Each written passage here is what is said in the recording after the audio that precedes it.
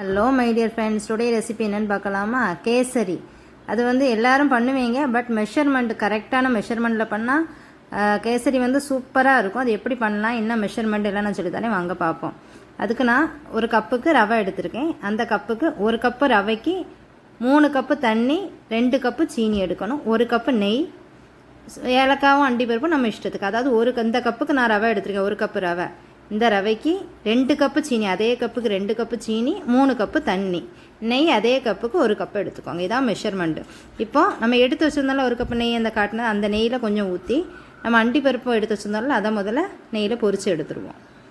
நம்ம நெய்யில் இந்த அண்டிப்பருப்பை பொரித்து எடுத்துகிட்டு தனியாக அந்த அண்டிப்பருப்பை எடுத்துருங்க. அதே நெய்யில் நம்ம எடுத்து வச்சுருந்த அந்த 1 கப்பு ரவையை ஆட் பண்ணி நல்லா வறுத்துக்கோங்க. அந்த ரவை நமக்கு எவ்வளோ வறுக்கோமோ அவ்வளோத்துக்கு கேசரி சூப்பராக இருக்கும். லைட்டாக நீங்கள் வறுத்து எடுத்தீங்கன்னா கேசரி நல்லா இருக்காது, ஒரு மாதிரி இருக்கும்.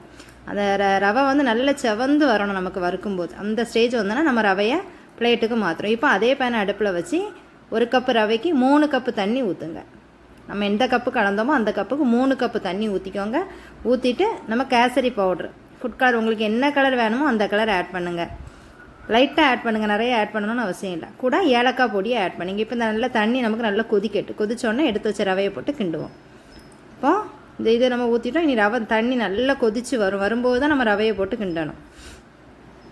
இப்போ நல்லா கொதிக்கி நம்ம ஒரு கையை வச்சு ரவையை தட்டி இன்னொரு கையை வச்சு கிண்டணும். நம்ம சும்மா தட்டணுன்னா கட்டி பிடிச்சிரும். அதனால் கொஞ்சம் கொஞ்சமாக தட்டி நம்ம கிண்டி கொடுக்கணும். நெய்யிலெல்லாம் ரவை பொரித்து எடுத்தனால, வறுத்து எடுத்தனால நமக்கு இப்படி பொங்கி வருது. இங்கே கிண்டும்போது கைவிடாமல் கிண்டுங்க, இல்லைன்னா அங்கங்கே கட்டி பிடிச்சிரும். இதுதான் மெயினே. நம்ம ஒரு கையை வச்சு தட்டும்போது ஒரு கையை வச்சு கிண்டணும். இப்போ நம்ம கிண்டினோன்னே நமக்கு அந்த ரவை என்ன ஆகிட்டுனா கட்டி ஆகிட்டு இந்த மாதிரி பபிள்ஸ் வர ஆரம்பிக்கும். இந்த ஸ்டேஜில் நல்லா பபிள்ஸ் சிம்மில் வச்சுக்கோங்க, இல்லைன்னா உங்கள் மேலெலாம் பொட்டி தெரிக்கும். சிம்மில் வச்சுக்கோங்க. இந்த பபிள்ஸ் இந்த அளவுக்கு கட்டியானா என்ன பண்ண போகிறோம்னா, நம்ம சீனி எடுத்து வச்சுருந்தோம்ல, 1 கப்புக்கு 2 கப்பு சீனி எடுத்து வச்சுருந்தோம். அந்த சீனி இது கூட ஆட் பண்ணுங்கள். சீனி ஆட் பண்ணி கிண்டும்போது என்ன ஆகும்னா, நம்ம தண்ணி ஊற்றினப்போ எப்படி இருந்தோம் அதே மாதிரி தண்ணி ஆயிரும். பயந்துடாதீங்க.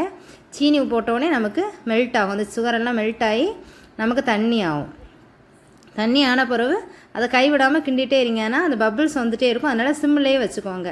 நீங்கள் ஹையில் வச்சிங்கன்னா அது பொட்டி தெரிக்கும். இப்போ தண்ணி ஆகிட்டு தான் கிண்டிகிட்டே இருக்கும்போது ஒரு ஸ்டேஜ் வரும்போது நமக்கு தெரியும். இந்த தண்ணி கொஞ்சம் வற்றி கொஞ்சம் கட்டியானது மாதிரி ஆன உடனே நம்ம எடுத்து வச்சுருந்தோம்ல நெய், அதை இது கூட ஆட் பண்ணிட வேண்டியதான். இப்போ ஓரளவுக்கு கட்டி ஆகிட்டா உங்களுக்கு தெரியுதா? முதல் தண்ணி ஆகிட்டோம், ஐயோ நம்ம மாற்றி பண்ணிட்டோமோன்னு பயந்துடாதீங்க. சீனி போட்டோன்னே அது தண்ணி ஆகத்தான் செய்யும். எப்படி தண்ணி நம்ம ஊற்றும்போது இருந்தோ அதே மாதிரி தண்ணியாகும், திருப்பியும் பபிள்ஸ் வரும். நம்ம இந்த ஸ்டேஜில் என்ன பண்ண போகிறோம்னா, எடுத்து வச்சுருந்தோம்ல நெய், அந்த 1 கப்பு நெய்யில் பாதி அண்டிப்பருப்பு வறுத்தோம், மிச்ச நெய்யை அதில் ஃபுல்லாக ஊற்றிடுங்க. ஊற்றிட்டு நம்ம அண்டிப்பருப்பு பொரிச்சு வச்சுருந்தோம்ல அதையும் இது கூட ஆட் பண்ணிடுங்க. ஆட் பண்ணிவிட்டு நல்லா கிண்டி விட்டுட்டு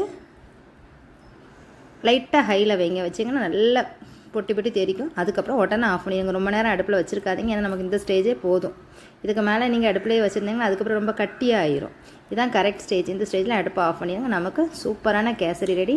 இந்த வீடியோ பிடிச்சிருந்தால் லைக் பண்ணுங்கள், ஷேர் பண்ணுங்கள், மறக்காமல் சப்ஸ்கிரைப் பண்ணுங்கள்.